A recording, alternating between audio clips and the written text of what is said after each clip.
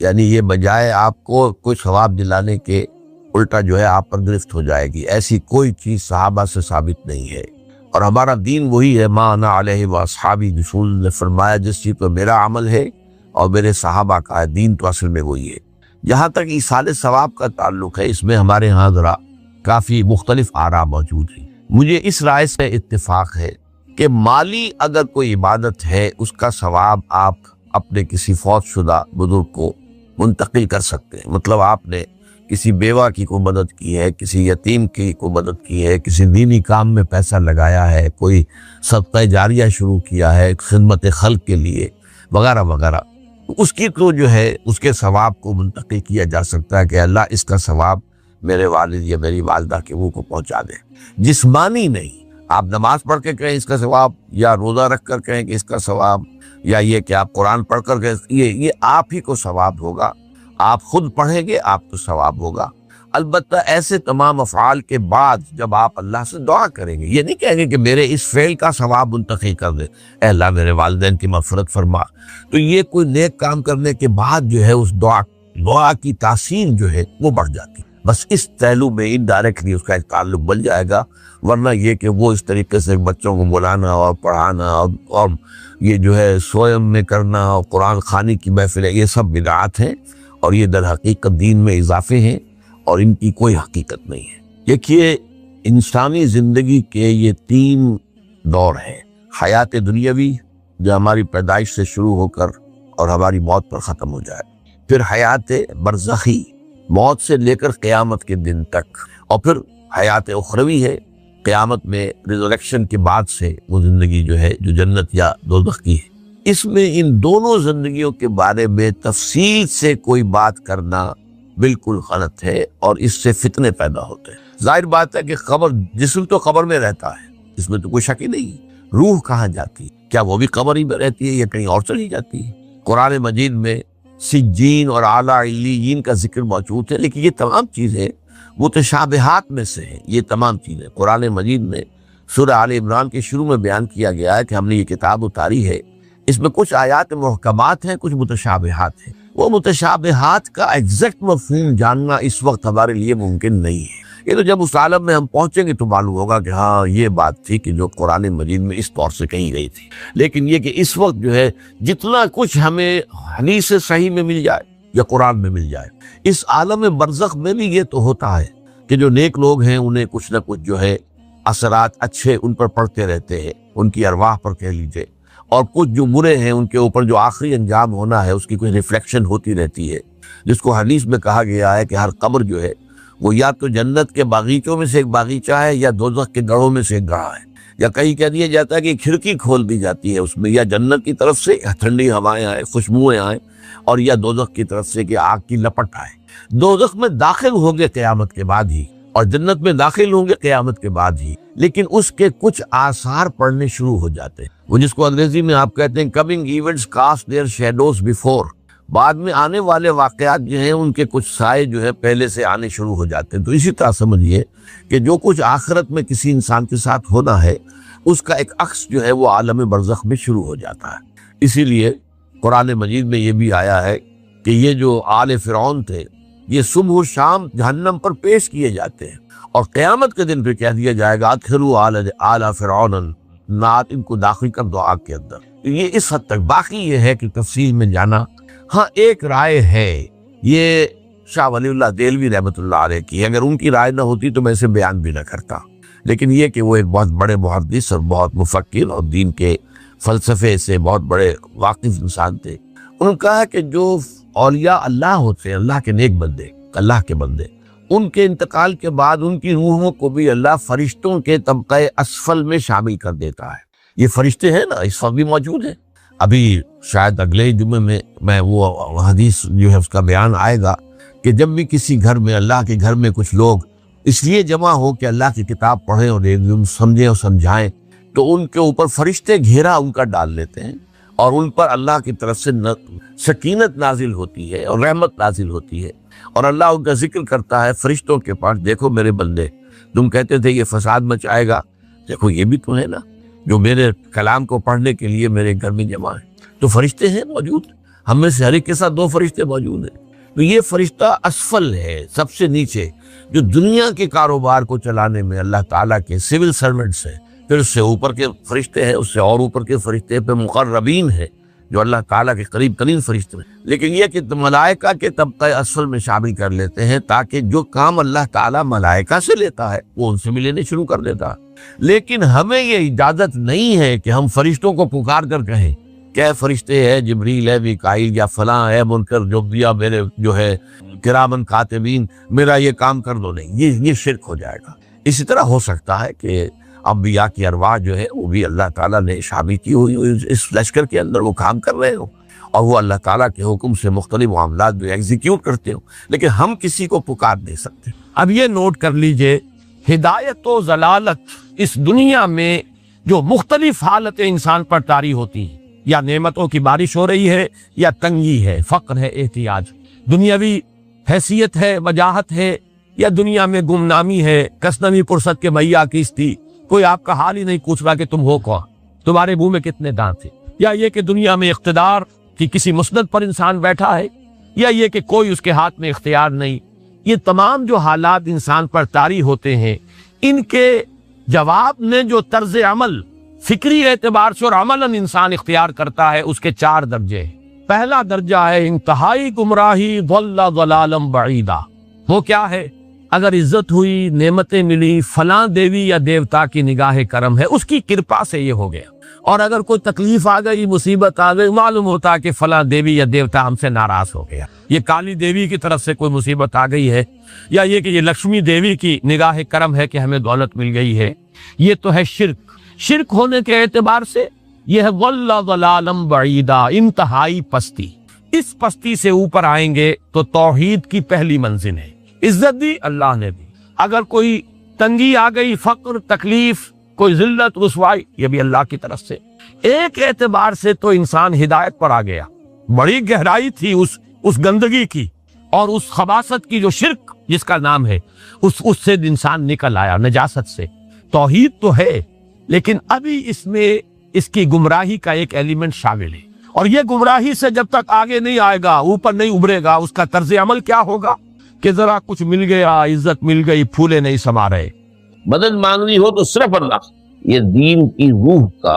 ایک بہت اہم مسئلہ ہے، بہت اہم روح ہے دین. میں نے اسی لیے آج سورہ فاتحہ کی تلاوت کی شروع میں اس مسئلے کی اہمیت جو ہے اس کا آپ کو اندازہ ہو جائے. سورہ فاتحہ جو ہماری نماز کا جزو لازم ہے، حدیث نبوی ہے لا صلاۃ لمن لم یقرأ بفاتحۃ کتاب. سورہ فاتحہ کے بغیر کوئی نماز نہیں. ہر رکعت میں ہم پڑھتے ہیں، یا یہ دوسری بات ہے فقہ حنفی کے مطابق امام پڑھتا ہے اگر جہری انداز میں تو کوئی پوری جماعت کو طرف سے لائے گی، لیکن اس پہ اتفاق ہے کہ سورہ فاتحہ ہی اصل نماز. اسی لیے ایک حدیث میں جو مسلم شریف میں آئی ہے حضرت ابو ہریرہ سے، سورہ فاتحہ کا تجزیہ کیا گیا ہے تدابیر کا، اور وہ حدیث قدسی قسمت الصلاۃ بینی و بین عبدی نصفین. اللہ فرماتا ہے میں نے نماز کو اپنے اور اپنے بندے کے درمیان برابر برابر تقسیم کر. بندہ کہتا اب اس کے بعد ساری تفصیل سورہ فاتحہ. صلاۃ کا قسمت الصلاۃ بینی و بین عبدی نصفین، تو ہم تو صلاۃ میں سورہ فاتحہ بھی ہے، پھر اس کے بعد بہت قرآن مجید کی آیتیں پڑھتے ہیں، پھر رکوع بھی ہے، پھر سجود بھی ہے، قیام بھی ہے، اور قاعدہ بھی ہے. صلاۃ کو منقطع بن، لیکن یہ کہ اصل صلاۃ سورہ فاتحہ. چنانچہ اس حدیث میں تجزیہ کیا گیا ہے. جب بندہ کہتا ہے، میرا بندہ یہ کہتا ہے الحمدللہ رب العالمین، تو میں یہ کہتا ہوں اللہ تعالیٰ یہ فرماتا ہے ہمیں تنیا میرے بندے نے میری اب تعریف کی سمجھ. جب بندہ کہتا ہے الرحمن الرحیم، میں کہتا ہوں اللہ کہتا ہے اسنا علیہ میرے بندے نے میری سنا. اور جب بندہ کہتا ہے مالک یوم الدین، تو اللہ فرماتا مجدنی عبدی میرے بندے نے میری بھروگی بیان. یہ سارا میں نے اس لیے آپ کو حوالہ دیا. آج میں سورہ فاتحہ کا درس نہیں دے رہا ہوں، پوری بات نہیں سنا رہا. کیا اصل نماز سورہ فاتحہ. اب سورہ فاتحہ میں 7 آیتیں ہیں اور عجیب ترتیب ہے. 3 آیتوں پر ایک جملہ بنتا ہے الحمدللہ رب العالمین الرحمن الرحیم مالک یوم الدین. آیتیں 3 جملہ 1. پھر 3 آیتوں پر ایک جملہ ہے آخر میں اہدنا الصراط المستقیم صراط الذین انعمت علیہم غیر المغضوب علیہم ولا الضالین. آیتیں 3 جملہ 1. درمیانی آیت ہے 4 نمبر کی ایاک نعبد و ایاک نستعین. یہ ہے در حقیقت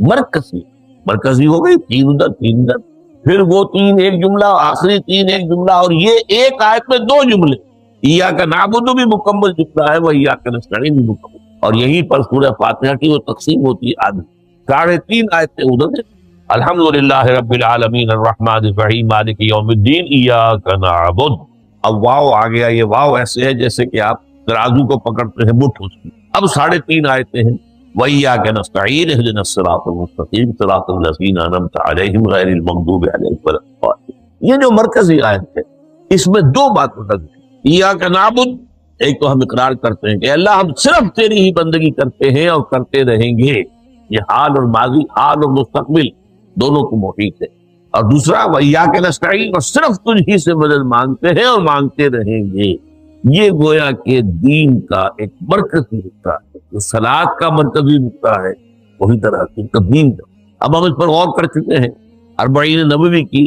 حدیث نمبر 3 جو ہے وہ اس پر ہے، ایاک نعبد، اس میں گفتگو ہو چکی ہے تفصیل سے، یہ عبادت کا تصور کیا جس کے لیے انسان کو پیدا کیا گیا، وما خلقت الجن والانس الا لیعبدون، اور تمام رسولوں کی دعوت کا مرکزی نقطہ اعبدوا اللہ ما لکم من الہ غیرہ، زندگی آمد برائے بندگی، زندگی بے بندگی شرمندگی، اور اس میں جو کنفیوژن ہم نے پیدا کر دیا ہے کہ عبادت کو عبادات کے مترادف قرار دے دیا، نماز روزہ حج یہ عبادات ہیں، وہ عبادت جس کے لیے ہمیں پیدا کیا گیا ہے وہ یہ چیزیں نہیں ہیں، وہ ہے پوری زندگی میں ہمہ تن ہمہ وقت ہمہ جہت اللہ کی، ہر وقت نماز تو نہیں پڑھی جاتی، ہر روز روزہ تو نہیں رکھا جاتا، یہ جو کہا کہ میں نے صرف تمہیں پیدا ہی اس لیے کیا کہ میری عبادت کرو، تو عبادت سے مراد یہ چیزیں نہیں ہوتی، یہ در حقیقت اس عبادت کے لیے سپورٹ، جیسے 4 ستون ہیں ان پر چھت ہے، چھت کو سپورٹ دینے کے لیے ستون ہے، ستونوں کی معنویت ہی تب ہے جبکہ چھت ہو، ورنہ کیا کہیں گے کس لیے کھڑے کر دیے 4 ستون، پاگل تو نہیں کوئی، کس لیے، بٹ فار، جب تک کہ چھت کا تصور، شامیانے کے لیے 4 آپ نے بانس کھڑے کیے ہیں، اس لیے اس شامیانے کو سپورٹ کر دیتے۔ تو اب اس میں جو بیت مضمون آیا وہ یہاں بھی آ گیا اس حدیث میں، تو قرآن مجید کی آیت میں ایاک نعبد وایاک نستعین، یہ ہے دوسری بات جس پر کہ آج ہماری مرکزی جو مضمون ہے وہ یہ حدیث، تجھ ہی سے مدد مانگتے ہیں اور مانگتے رہیں گے۔ اللہ تعالیٰ سے مدد مانگنا، اب آپ جو سمجھیے کہ مدد جو مانگی جاتی ہے مختلف الفاظ استعمال ہو سکتے ہیں، استعانت وہ ایک حدیث میں بھی آیا، قرآن میں بھی آیا، سورہ فاتحہ میں ایاک نستعین، استمداد مدد طلب کر، استنصار نصرت مانگنا، استدعاء کوئی دعا کرنا کسی کام کے لیے، استغاثہ کسی کی دعائی دینا، یہ تمام ایک قبیل کی چیزیں ہیں، ان کو جمع کر دیں گے استعانت۔ اب استعانت ایک تو ہے عام مادی دنیا کے اصول کے اندر، میں کسی سے کہوں بھائی مجھے ذرا پانی پلا دینا، یہ بھی استعانت ہی تھی نا، میں نے اپنی ایک ضرورت کو پورا کرنے کے لیے اسے مدد چاہیے، اس میں کوئی شرط نہیں، کوئی برائی نہیں، معلوم ہے یہ ایک عام مادی قوانین کے تحت ہوگا۔ یہ علیحدہ بات کہ حضور کے بارے میں یہ آتا ہے صلی اللہ علیہ وسلم کہ آپ کبھی ایسے کام کے لیے بھی کسی کو نہیں کہتے، یہاں تک کہ اگر آپ سواری پر ہوتے تھے اور آپ کا جو کوڑا ہے وہ نیچے گر گیا تو آپ اپنی سواری کو بٹھا کر یا اتر کر خود کوڑا اٹھاتے تھے، کسی سے کہتے نہیں تھے کہ مجھے ذرا اٹھا۔ تو یہ استدعاء، استعانت، استمداد، اس میں ایک درجے ہیں، بڑے اونچے درجے بھی ہیں، لیکن عام حالات میں ہم مادی قوانین کے تحت اگر کوئی مدد چاہے کسی سے تو بری بات ہے، اس میں کوئی شرک نہیں، اس میں کوئی کفر نہیں، اگرچہ بعض حضرات میں نزدیک اس کا ایک درجہ ہے وہ میں بعد میں بیان کروں، لیکن یہ کہ ماورائی انداز کسی غیر مرئی حقیقی یا باہوما شخصیت سے مدد مانگنا، غیر مرئی حقیقی فرشتے ہیں، غیر مرئی ہے حقیقی، باہوما جنہوں نے گاڈ اینڈ گاڈیسز اور آلہہ بنا دیے، دیویاں دیوتیا بنا دیے، یہ باہوما ان کے وہم کی پیداوار، وہ بھی غیر مرئی ہے، وہ ان کی انہوں نے تصویریں بنا دی ہیں پوجنے کے لیے، لیکن وہ یہ کہتے ہیں کہ یہ تصویریں جو ہم نے بنائی ہیں یا یہ مجسمے بنائے ہیں، بت بنائے ہیں، یہ صرف توجہ کے ارتکاز کے لیے تاکہ پورا مراقبہ کر سکے، ہم اپنی توجہ کو مرکوز کر سکے، ہمیں نہیں پتا کہ ان بتوں میں کچھ نہیں۔ ایک عام ہندو ہے بیچارہ، عام جاہل دیہاتی، وہ تو یہی سمجھتا ہوگا کہ اسی میں اس بت ہی کے اندر ہے، لیکن جو پڑھے لکھے ہندو ہیں، جو تعلیم یافتہ لوگ ہیں، ڈاکٹر رادھا کرشنن بہت بڑا فلسفی تھا جو آپ کو معلوم ہے بھارت کا صدر رہا، بہت بڑا فلسفی، اس کی ایک کتاب ہے انڈین فلسفی کی، اتنی موٹی موٹی 2 چیزیں ہیں اور بڑی باریک ٹائپ، اس میں اس نے کہا کہ ہم بتوں میں کچھ نہیں سمجھتے، یہ تو صرف کنسنٹریشن، توجہ کو مرکوز کرنے کے لیے ہم نے ان کو بنا لیا ہے تاکہ ان کے ساتھ ایک ذہنی اور روحانی رشتہ قائم کرنے کے لیے اپنی توجہات کو مرکوز کریں۔ بہرحال یہ میں نے بتایا، ایک ہے غیر مرئی حقیقی، ایک ہے غیر مرئی موہومہ۔ غیر مرئی حقیقی میں فرشتے بھی معلوم ہے یہاں موجود ہیں، کرامن کاتبین ہیں، لیکن میں یہ نہیں کہہ سکتا کہ ذرا میری یہ مشکل دور کروں، اس فرشتے سے میں مخاطب نہیں ہوں، یہ شرک ہو جائے۔ حالانکہ ہمیں معلوم ہے فرشتہ ہے، فرشتے تو اس وقت ہمارے اس مجمع کو گھیرے ہوئے۔ حضور کی حدیث، مجتمع قوم فی بیت من بیوت اللہ یتلون کتاب اللہ ویدارسونہ بینہم الا حفتهم الملائکہ وغشیتہم الرحمہ۔ جب بھی کبھی میرے گھروں سے کسی گھر میں میرے بندے جمع ہوتے قرآن کو پڑھنے اور سمجھنے کے لیے، سمجھنے سمجھانے، تو فرشتے ان کے گرد گھیرا ڈالے اور ان پر رحمت چھا دے اور سکینت ان پر آسمان سے نازل، اور اللہ تعالیٰ ان کا ذکر کرتا ہے فی من عندہ۔ دیکھو اے فرشتوں، تم تو کہتے تھے نا کہ اے اللہ تو یہ صحیفہ بنانے چلا ہے، آدم ہی تو دنیا میں فساد مچائے گا، دیکھو وہ میرے بندے وہ کیا کر رہے ہیں۔ اللہ تعالیٰ ذکر کرتا ہے ان کا اپنی اس مجلس میں، وہ جو ملائے اعلیٰ کی مجلس، جو اللہ تعالیٰ کے قریب ترین جو فرشتے، تو فرشتے ہیں لیکن مدد نہیں مانتے۔ اسی طرح اب ذرا مسئلہ دوسرا وہ مختلف بھی ہو جائے گا۔ میں نے پہلے وہ بات کی جس میں اختلاف کا امکان ہے، فرشتے تو ہے ان پر ہمارا ایمان، اور اصل میں ایمان بالملائکہ ہی کی شکل بگڑی ہے۔ یہ جو گاڈز اور گاڈیسز بنا لیے گئے اور دیوی اور دیوتا بنا لیے گئے اور آلہہ بنا لیے گئے، ملائکہ ہی کی، ملائکہ کو اللہ نے ایک ایک کام کے اوپر معمور کیا ہوا ہے۔ یہ پہاڑوں کا فرشتہ ہے، یہ بارش کا فرشتہ ہے، یہ فلاح کا فرشتہ ہے، انہوں نے انہی کو دیوتا بنا لیا۔ بس غلطی کیا لگی کہ ان کا کوئی اختیار نہیں۔ ہمارا ایمان کا فرشتوں کا اختیار کوئی نہیں، یفعلون ما یؤمرون، جو اللہ حکم دیتا ہے ان کا کوئی، بس یہ باریک سا پردہ ہے۔ یہی ایمان بالملائکہ بن گیا ہے، دیویوں دیوتاؤں کو شکل اختیار کی۔ عرب کے لوگ خدا کی بیٹیاں کہتے تھے، یہ فرشتے خدا کی بیٹیاں ہیں، ان کے نام پر لات، یہ مؤنث نام ہے، لات، عزا، عزیز کا مؤنث، منات، یہ سب مؤنث، یہ دیویاں ہیں، یہ اللہ کی بیٹیاں ہیں، فرشتے۔ تو میں نے کہا کہ پہلے میں نے بات کی ہے وہ غیر مرئی جو یقینی ہیں، متفق علیہ ہیں، فرشتے ہیں۔ ایک ہے مختلف فی، وہ یہ ہے کہ اولیاء اللہ کی ارواح بھی، ان کو بھی یہ، اگر یہ قول امام الہند شاہ ولی اللہ دہلوی کا نہ ہوتا تو میں کبھی اس کو تسلیم نہ کرتا۔ ان کا قول کہ اللہ تعالیٰ اپنے جو بڑے محبوب بندے ہوتے ہیں ان کے انتقال کے بعد ان کی ارواح کو بھی فرشتوں کے جو درجہ اسفل ہے، سب سے نچلے درجے کے جو فرشتے ہیں ان میں شامل کرتے ہیں، اور اللہ کے احکام کی جیسے تنفیذ وہ فرشتے کرتے ہیں وہ بھی۔ اب یہ مختلف فی مسئلہ ہو گیا، سب کے نزدیک نہیں ہے، لیکن یہ کہ بعض کے نزدیک شاہ ولی اللہ کہہ رہے ہیں تو اس کو تو ہم اٹھا کر ردی کی ٹوکری میں تو نہیں پھینک سکتے، لیکن ان کو بھی نہیں پکارا، وہ ہے، وہ بھی اللہ کی سول سروس کے اندر ہو گئے، سول سروس ہے نا، ان کے کاڈر ہیں۔ پٹواری سے آپ چلیں گے تو ریونیو کا جو ہے، پٹواری پر گردابر اور گردابر سے گردابر، قانون گو اور اس سے اوپر اور نائب تحصیلدار،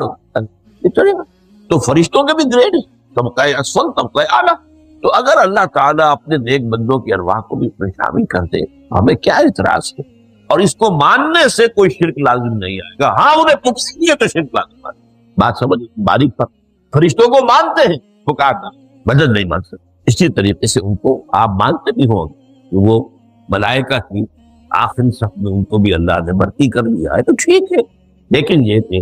آپ اختلاف کریں، اختلاف بھی کرتے ہیں۔ اتنی بڑی بات کے لیے کوئی دلیل قرآن مجید سے ہمیں نہیں، یہ سب کہتا ہے یہ کہ یہ قول ہے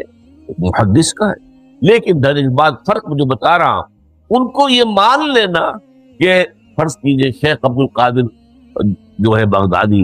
گیلانی رحمۃ اللہ علیہ، ان کی روح اب کہیں آ سکتی ہے، ارواح آ سکتی ہے، جیسے ملائکہ آ سکتی ہے، روح محمدی صلی اللہ علیہ وسلم، لیکن ہم اس وقت محمد کو پکاریں گے نہیں، پکارا کہ پھر دعوت جب دعا کی تو پھر یہ ذرا باریک سا فرق ہے جو ہمارے ہاں اس فرق کو نہ سمجھنے کی وجہ سے یا تو انکار کر دیتے صرف روحانی سے، اور یا یہ کہ پھر ان سے دعائیں اور استدعاء اور استغاثہ، تو یہ دونوں میں جو ہے انتہا ہے۔ اچھا، دنیا کے قانون کے تحت بھی جو میں نے کہا تھا میں بتاؤں گا، اس کا بھی ایک مرتبہ ہے۔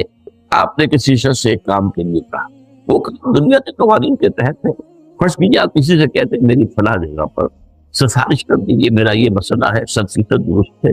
لیکن یہ کہ فرض کیجیے کہ میرا جو مدعا علیہ ہے یا جو میرا رد مقابل ہے وہ چرم زبان ہے زیادہ، یا وہ اس نے کوئی لمبی چوڑی سفارش جو ہے فراہم کرتی ہے، تو آپ بھی میری بات رکھ سکیں۔ قرآن مجید میں آیا ہے سورہ نساء من یشفع شفاعۃ الحسن،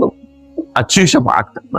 صحیح بات، اس کے اندر اللہ تعالیٰ نے اجر و ثواب رکھا ہے۔ اب آپ نے ایک دفعہ کہا، اس نے نہیں کیا، دوسری دفعہ کہا نہیں کیا، پھر کہا،